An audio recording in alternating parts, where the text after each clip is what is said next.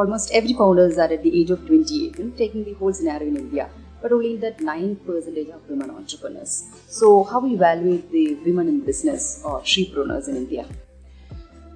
See, it's a big issue, and I see that all the time. So women by nature are shy, and society and religion and other things also kind of pushes them to be this and not this. And sometimes women have the wrong understanding that to be this, I have to be a man. And it's not true. Women have their strength, men have their strength. A woman doesn't have to be a man to be successful. So play on your strengths, and then you will see that opportunities do open up.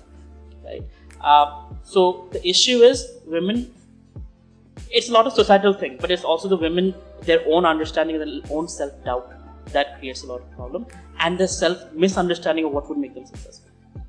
So, since we are dealing with that particular subject, scale up, I would like to ask you one thing.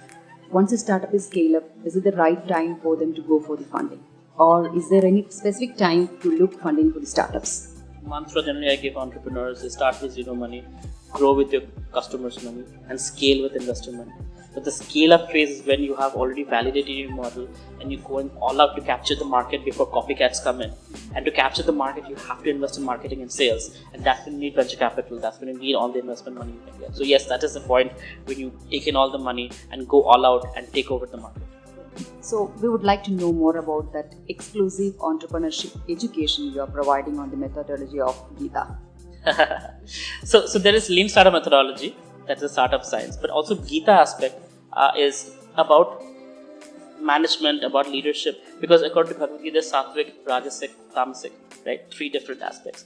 So we have all 3 in different combinations. If you can understand that, you can understand who is motivated by what.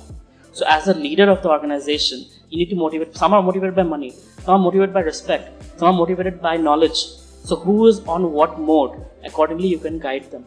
Gita also teaches you to control your anger, because as an entrepreneur, you get so much rejections.